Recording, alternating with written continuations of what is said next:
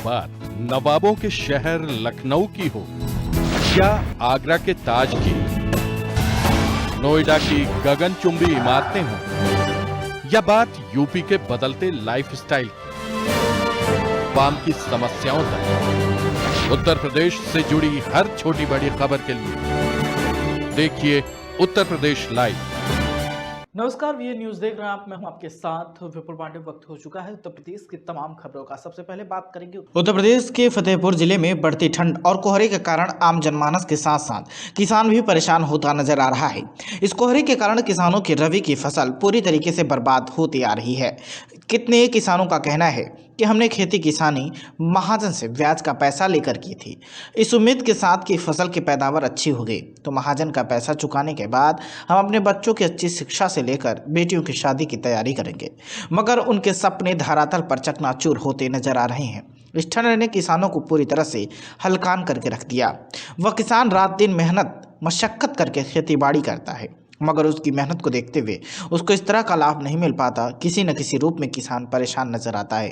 कभी पानी तो कभी सूखा, तो कभी बिजली की समस्या, तो कभी खाद की समस्या से दो चार होता नजर आता है। महिला किसान का कहना है कि हम लोगों को अन्य जानवरों से भी खतरा रहता है। अन्य जानवर हमारी खेती को बर्बाद कर देते हैं, हमारी मेहनत पूरी बर्बाद हो जाती है। रात को जागकर किसान अपनी खेती की देखरेख करते हैं। किसानों के लिए सबसे बड़ी समस्या अगर है तो वह है अन्य जानवरों की। इस ठंड में कोहरे में किसान अपने खेतों पर अपनी ही फसल की बर्बादी देख रहा है।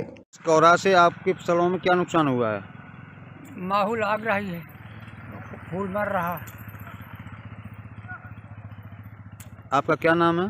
हमारा नाम रामा। अरे आलू टमाटर में नुकसान हमारा है कि फल फुला थे, फल नहीं लागत, मुर्रा लाग जाता, बिरवा झुरा जाता है। अच्छा, तो जो खेती आप करते हैं वो अपने पैसे से करते हैं या ब्याज पर लेके पैसा खेती करते हैं? भैया ब्याजों से ले सकी थी, मंजूरी कर सकी थी। उत्तर प्रदेश लाइव। खबर उत्तर प्रदेश के बस्ती से है, जहां पिछले 50 साल से सरकार की जमीनों पर किए गए अवैध कब्जे को लेकर अब जिला प्रशासन सख्त हो गया है और एक के बाद एक चिन्हित करके अवैध निर्माणों को बुलडोजर के जरिए धराशायी किया जा रहा है। उत्तर प्रदेश में योगी सरकार 2.0 बनने के बाद बस्ती जिले में बाबा का बुलडोजर फुल स्पीड में दौड़ रहा है। बस्ती जिला प्रशासन ने 50 साल से भी अधिक समय से भूमाफियाओं के कब्जे वाली लगभग 50 करोड़ रुपए की सरकारी जमीन को कब्जा मुक्त कराया है। दरअसल यूपी में अपराधी अब पुलिस की गोली से नहीं बल्कि बाबा के बुलडोजर से खौफ खाते हैं। जब बुलडोजर चलता है तो क्या पेट्रोल पंप, क्या मकान, क्या दुकान, सब के सब जमींदोज हो जाते हैं। यह पूरा मामला बस्ती जिले के रुधौली तहसील का है, जहां एसडीएम आनंद श्रीनेत के नेतृत्व में तहसील प्रशासन ने नगर पंचायत रुधौली क्षेत्र के अलग अलग स्थानों से करीब 11.672 एकड़ सरकारी जमीन भूमाफियाओं के कब्जे से मुक्त कराई है। इस जमीन की अनुमानित कीमत 50 करोड़ बताई जा रही है। एसडीएम रुधौली आनंद श्रीनेत ने बताया है कि उन सभी सरकारी जमीनों को फर्जी दस्तावेज के आधार पर कब्जा किया गया था। बार बार नोटिस देने के बाद भी जब इन लोगों ने जमीन को खाली नहीं किया, तब हमारी तहसील की टीम ने बुलडोजर चलवाकर जमीन को कब्जा मुक्त करवाया है। देखिए, हमारे जिलाधिकारी महोदया के निर्देशन में सरकारी जमीन और गांव सभा की जमीनों पर जो भी अतिक्रमण हो रहे हैं उनको हटाने का अभियान निरंतर चल रहा है। पिछले महीने इसी अभियान के अंतर्गत नगर पंचायत रुधौली की लगभग 4 हेक्टेयर जमीन खाली कराई गई थी, जिसका अनुमानित मूल्य लगभग 30 करोड़ रुपए आते हैं। इसके अतिरिक्त गांव में भी जमीन खाली कराई गई थी। एक एंटी भूमाफिया पर एफआईआर भी दर्ज हुआ था और इस महीने इसी अभियान को निरंतरता देते हुए आगे बढ़ाते हुए तहसील क्षेत्र में लगभग 8 हेक्टेयर जमीन खाली कराई गई है और 3 लोगों के खिलाफ एंटी भूमाफिया में एफआईआर भी दर्ज कराया गया है। नगर पंचायत क्षेत्र में करीब 2.25 हेक्टेयर जमीन खाली हुई। इन सभी जमीनों का अनुमानित मूल्य लगभग 20 करोड़ रुपए है। इस तरह करीब 2.25 महीने में माननीय जिलाधिकारी महोदया के निर्देशन में लगभग 50 करोड़ की जमीन खाली कराई जा चुकी है और ये अभियान निरंतर चलता रहेगा और अगर जो लोग भी इसमें दोषी पाए उनके खिलाफ भी कार्रवाई की चलती रहेगी।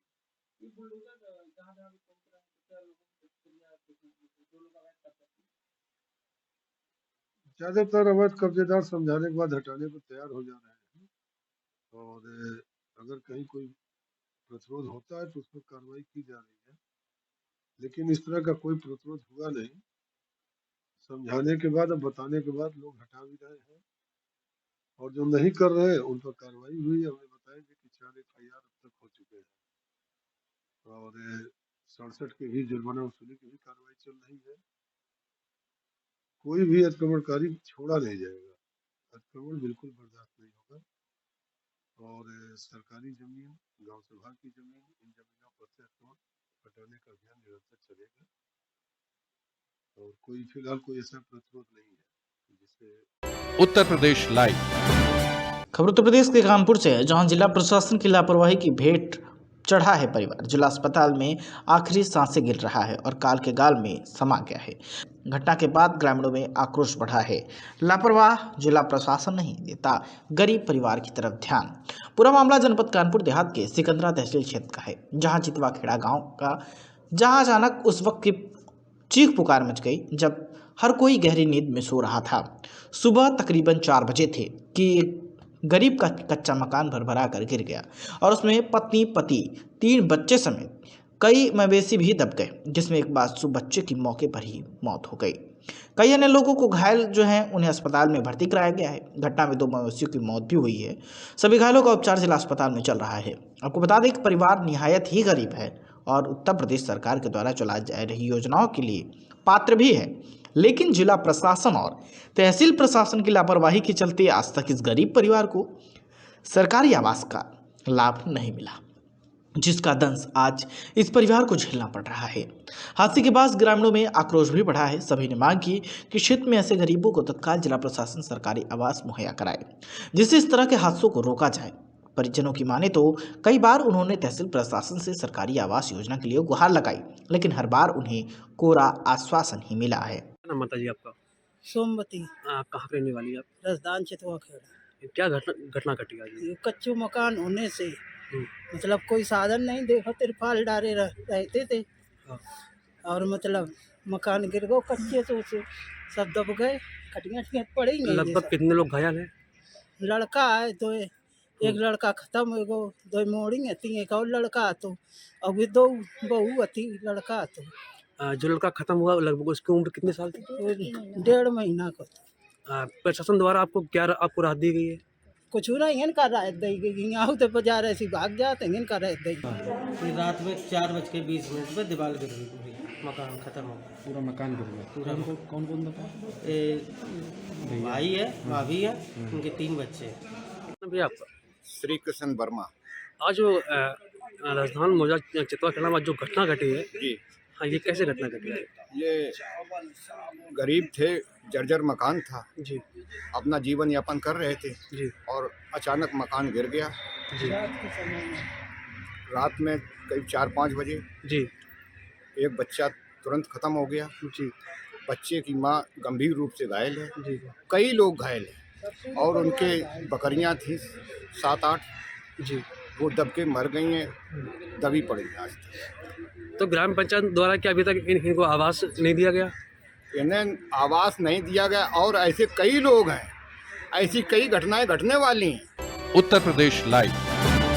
खबर अमेठी के कमरौली स्थित इंडस्ट्रियल एरिया UPSI-DC कॉलोनी स्थित एक 2 मंजिला मकान के निचले हिस्से में भीषण आग लग गई। आग की चपेट में आने से एक XUV कार जलकर खाक हो गई। मकान मालिक और स्थानीय लोगों की सूचना के बाद मौके पर पहुंची फायर ब्रिगेड ने कड़ी मशक्कत के बाद आग पर काबू पाया। आग से लाखों के नुकसान का अनुमान बताया जा रहा है। दरअसल ये पूरा मामला कमरौली थाना क्षेत्र के industrial area UPSI-DC colony sector 5 का है, जहां कॉलोनी में रहने वाले अलन के 2 मंजिला मकान के निचले हिस्से में दोपहर अज्ञात कारणों से भीषण आग लग गई। आग की चपेट में आने से घर में खड़ी SUV कार जलकर पूरी तरह राख हो गई।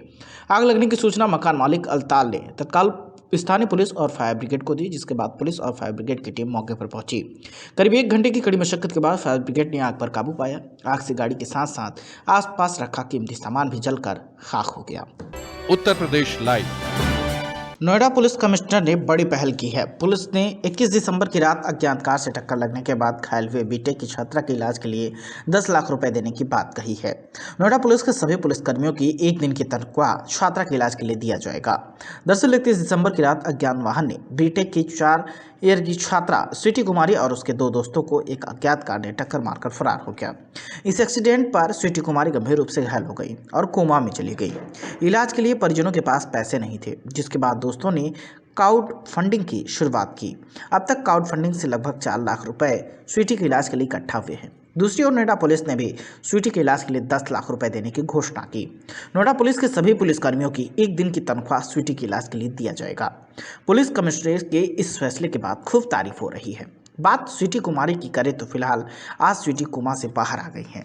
हालात में पहले से सुधार आया है। हालांकि अभी स्वीटी किसी को भी पहचानने की हालत में नहीं है। सुना है डॉक्टरों के द्वारा स्वीटी का इलाज जारी है।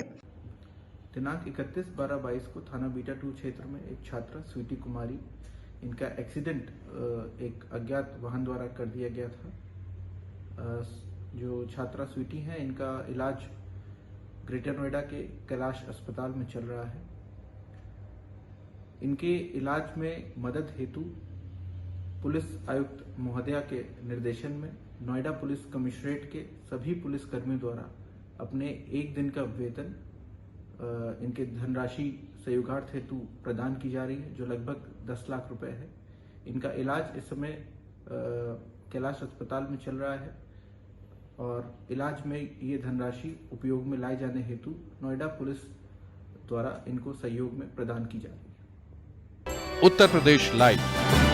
नोएडा में नोएडा अथॉरिटी ने इस समस्या का हल काफ़ी हद तक निकाल लिया है कि नोएडा अथॉरिटी ने शहर के 76 लोकेशन पर SOS इमरजेंसी बॉक्स लगाए हैं। इन बॉक्स के जरिए कोई भी किसी भी वक्त किसी भी समस्या में जल्दी से जल्दी मदद पा सकता है। नोएडा की 76 लोकेशन पर इन बॉक्स की ट्रैफिक लाइट की पोल में लगाया गया है। अगर किसी को सड़क पर किसी भी तरह की मदद चाहिए, जैसे किसी का एक्सीडेंट हो जाए, किसी की तबीयत खराब हो जाए, अचानक किसी की गाड़ी चोरी हो जाए, तो वो उसी वक्त बॉक्स में बने हेल्प बटन दबाकर मदद प्राप्त कर सकता है। जैसे ही हेल्प के बटन को दबाएगा तो सीधे कमांड कंट्रोल रूम में बैठे ऑपरेटर से कनेक्ट हो जाएगा। बॉक्स के स्पीकर से पीड़ित ऑपरेटर से बात कर पाएगा। ऑपरेटर पीड़ित से पूछते हैं कि उन्हें किस तरह की मदद चाहिए। पीड़ित की बात सुनकर कमांड कंट्रोल रूम का ऑपरेटर सीधे उस इलाके में तैनात पुलिस वालों को फ़ोन करता है और इस तरह पीड़ित तक मदद पहुंच जाती है। DCP traffic Ganesh P Saha ने बताया कि अभी योजना को ज़्यादा दिन नहीं हुए, इसलिए भी लोगों को इस बात की जानकारी नहीं है। जैसे जैसे इसका इस्तेमाल करेंगे, माउथ टू माउथ पब्लिसिटी करेंगे, इसका इस्तेमाल बढ़ जाएगा। ये खासकर महिलाओं की सुरक्षा के लिए बेहद कारगर है। एक आध जगह कुछ कमियों के बारे में पता चला है, उसे ठीक करवाया जा रहा है। साथ ही बताया कि इसका पॉजिटिव रिस्पांस मिल रहा है और लोगों को इसके जरिए मदद भी की जा रही है। देखिए, ISTMS प्रोजेक्ट के अंतर्गत एक आपने जो बताया है कि SOS, इसे हम इमरजेंसी कॉल बॉक्स सिस्टम कहते हैं और करीब ये 76 जगहों पे फंक्शन कर रहा है और 6 जगह इसको और विस्तार करने की बात कही गई है। ये एक इमरजेंसी कॉल बॉक्स है जिसमें एक बटन है, वहाँ कोई व्यक्ति बटन को पुश करके हमारे जो 94 कंट्रोल रूम है वहाँ से बात कर सकता है। ये 2 वे बातचीत होगी, इसमें कोई ऐसा नहीं कि डायल करने की जरूरत पड़े।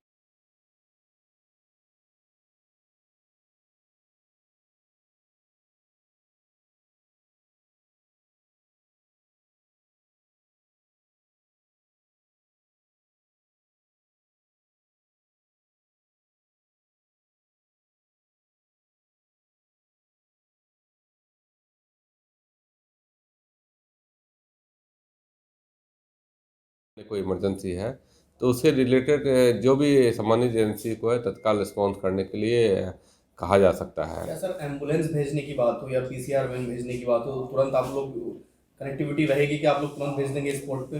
देखिए, इससे पहले भी मैं बताना चाहूँगा कि हमारे जो नोएडा ट्रैफिक कंट्रोल था, कोई इमरजेंसी आती थी तो वो रिस्पॉन्स करती थी, लेकिन वो कॉल के आधार पर होता था।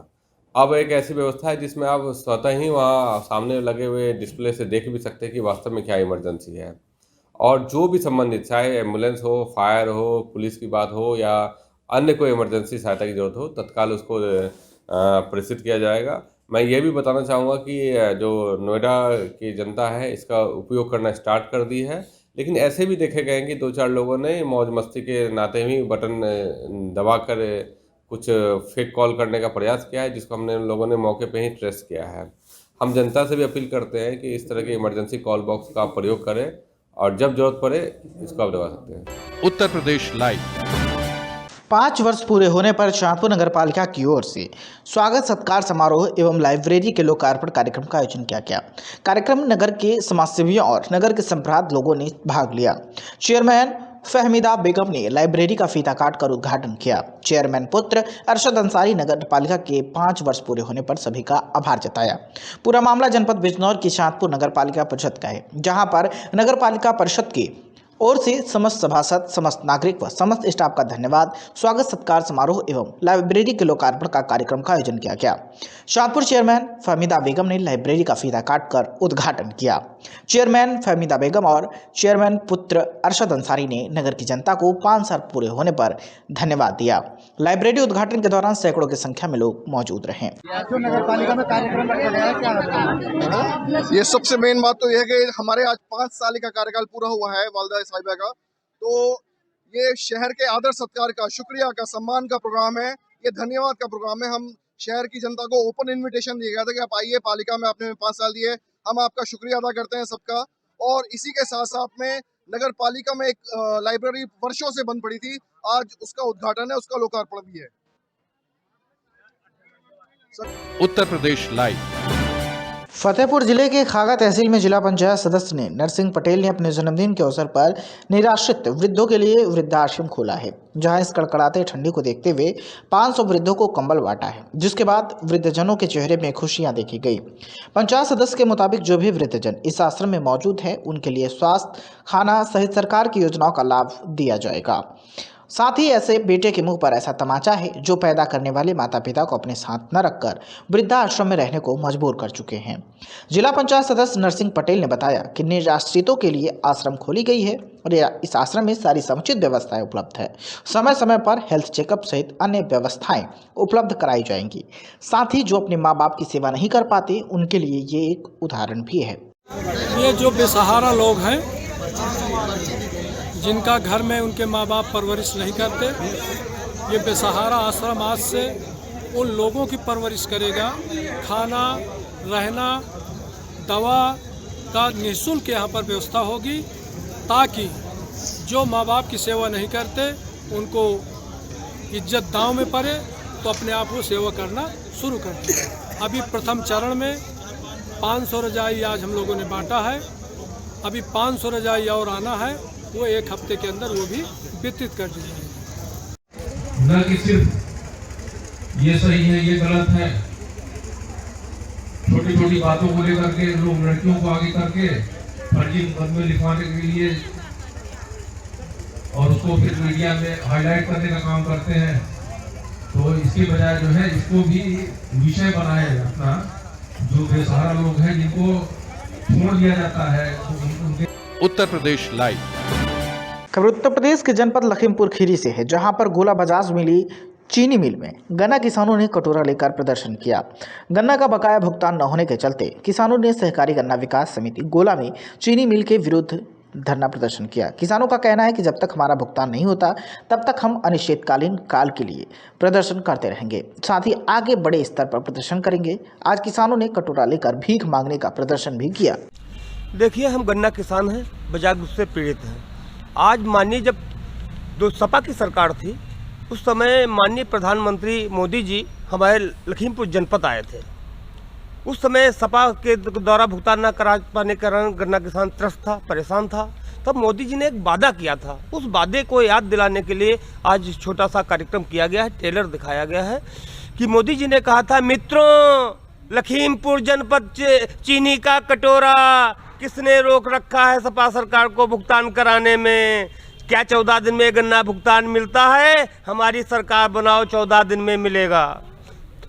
किसानों ने उसके बाद सपा के बाहर 22 में बना दिया, उसके बाद उपचुनाव में भी पूर्ण बहुमत से दिया। लेकिन मोदी जी, योगी जी किसानों से जो वादा किया था उसको भूल गए। उस वादा को याद दिलाने के लिए आज छोटा सा कार्यक्रम किया गया, जिसमें किसानों ने वही खाली कटोरा मोदी जी कहते थे भरा हुआ चीनी कटोरा लेकर टहल रहे थे कि हमारी मेहनत का पैसा जो पिछले वर्ष का पड़ा हुआ है, हमारी खून पसीने की कमाई जो चीनी मिल में पिछले वर्ष की पड़ी हुई है, मोदी जी वो हमको भीख स्वरूप ही दिला दीजिए, वो हमारी मेहनत का पैसा है। आपने भरी कटोरी कहा था, कटोरा भरा था, लेकिन आज तो हम खाली कटोरा लेके भीख मांग रहे हैं। 5 डिग्री के भीषण ठंड में अपना पैसा मांगने के लिए यहाँ बैठे हुए हैं। तो आपको ये वादा याद आ जाए, आपने जनपद के किसानों से जो वादा किया था उसको उत्तर प्रदेश सरकार से पूरा कराने की कृपा करें, हमको पैसा दिला दें। किसान अब आत्महत्याओं की तरफ बढ़ रहा है, किसानों के घर में घरेलू हिंसाएं हो रही हैं पैसे के अभाव से, कोई कार्य नहीं चल रहा है। ये चीनी मिल हम पूरा गन्ना हमारा लूट रहा है। एक ट्राली 7,000 रुपये खर्च होता है चीनी मिल को सप्लाई करने के लिए। हमारे बिजली के कनेक्शन काटे जा रहे हैं, सहकारी समितियां कर्ज वसूलने के लिए किसानों पर कार्रवाई कर रही हैं, बैंकें आरसी जारी कर रही हैं, सही प्रकार से कर्ज वसूलने का काम किया जा रहा है। जो किसानों ने साहूकारों से लोन लिया है वो भी परेशान कर रहे हैं। अब किसानों के आंदोलन के सिवा कोई रास्ता नहीं है। हम लोकतांत्रिक तरीके से अपना प्रदर्शन कर रहे हैं। हमारी बात को मोदी जी समझ जाइए, योगी जी समझ जाइए, हमारा बकाया गन्ना भुगतान करा दीजिए। हम यहाँ से उठने वाले नहीं। शासन प्रशासन के कहने पर बहुत ही कम संख्या पर शांतिपूर्वक प्रदर्शन कर रहे हैं। 15 जनवरी को यहाँ के विशाल किसान पंचायत का आयोजन किया जाएगा। उसके बाद फिर आंदोलन को जिस रूपरेखा में होना होगा उसको तय किया जाएगा। अगर भुगतान नहीं हुआ तो फिर आंदोलन को और प्रबल किया जाएगा। हम बिना भुगतान लिए यहाँ से हटने वाले नहीं। मोदी जी, योगी जी, हमारी पीड़ा को समझिए, हमारा बकाया गन्ना भुगतान करा दीजिए।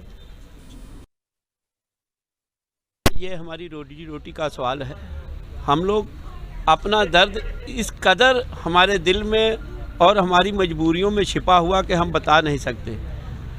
सरकार प्रति यूनिट पे हम लोगों से 10 रुपये वसूल रही है अगर हमारा बकाया हो जाए। हमें कोई खाद नहीं दे रहा, हमें कोई डीजल नहीं दे रहा, और लाखों रुपया हमारा बकायेदार है। हमारे बच्चों की फीस रुकी है, पढ़ाई रुकी है। और मैं तो अपनी उत्तर प्रदेश की जनता से कहना चाहता हूँ कि जब इन्होंने हमें लखीमपुर में कहा था कटोरा, तभी इनको वोट नहीं देना चाहिए था। भाई हम किसान हैं, भीख नहीं मांगते, हम अपनी खून पसीने की कमाई का पैसा मांग रहे थे। लेकिन मेरी देश की जनता बेर जो हमें कटोरा पकड़ाते हैं, जो हमें भिखारी बनाते हैं, 500 रुपया 1000 रुपया खाते में डाल के कहते किसान निधि, और करोड़ों अरबों रुपया आज हमारा गन्ने भुगतान का ब्याज हो चुका है। ना हमें असल मिल रहा है, ना हमें पिछला भुगतान मिल रहा। हमें तो सुसाइड करने के अलावा अब कुछ रास्ता नहीं दिखता। हम लोग क्या करें, बड़े मजबूर हैं। और आप ऐसे पत्रकार बंधुओं का मैं आभार व्यक्त करता हूं जो हम लोगों गरीबों की कवरिंग करने आते हो, क्योंकि सरकारी मीडिया को तो जब भी हम ऑन करते हैं वो तो कहती 100% भुगतान करने का हो गया। लेकिन मुझे ये शर्म आती है कि जो हमारे उत्तर प्रदेश में बजाज का अरबों खरबों रुपया बकाया है, ये हम लोग हिंदुस्तान के वासी हैं कि जहाँ हम लोग किसी दूसरे देश के वासी हैं। मैं तो बीजेपी वालों से कहता हूं कि थोड़ा बहुत झूठ बोलने से भगवान से डरा करो। अगर 100% हम लोगों का भुगतान हो गया तो हम लोगों से आके बात करो। भाई अगर भुगतान हो गया तो हम लोग पागल थोड़ी हैं। हमारा पिछले साल का भी भुगतान बाकी है और आधे से ज़्यादा इस साल भी हमारी खरीद हो गई। तो मैं तो मुख्यमंत्री योगी जी से कहना चाहता हूँ कि आप तो लोकप्रिय नेता हो, बहुत ईमानदार हो भाई। ये पैसा कोई नहीं देता, जहाँ कोई बकायेदार होता तो बुलडोजर चला देते हो, तो ये सोसाइटी सब गिरा दो बुलडोजर चला के, इन्हीं को हम तो गन्ना देते हैं ना। आपका बुलडोजर अब कहाँ है? तो बुलडोजर बाबा से हम कहते हैं कि हम लोगों का पैसा दे दो और खूब तुम मौज मस्ती करो। लेकिन गरीबों की दुआ जो है, बहुत बद दुआ अगर गरीबों ने दे दी तो वंश नाश हो जाते हैं। गरीब जनता को इस कदर भूखे प्यासे ना मारें, हमारी खून पसीने की कमाई है। इसलिए मैं हाथ जोड़ता हूँ। और डबल इंजन की सरकार, हमको जब सिंगल इंजन की सरकार थी तो हमको चीनी मिल जाती थी, लेकिन जब से डबल इंजन की सरकार आई है हमारी चीनी भी गायब है, हमारा कटोरा भी खाली है। तो मैं हाथ जोड़ता हूं कि ये डबल इंजन की सरकार माल किधर को भेज रही है। इसलिए मैं कहता हूं हमारे गरीब किसानों को, मजदूरों का, जिसमें हम भी हैं, और इसी मिल के हम लोग गन्ना।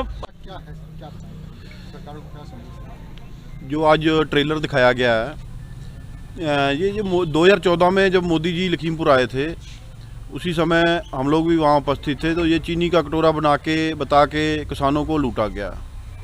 आज हमारे हाथ में खाली कटोरा रह गया है, चीनी भी गायब हो गई और गन्ने का भुगतान भी गायब हो गया।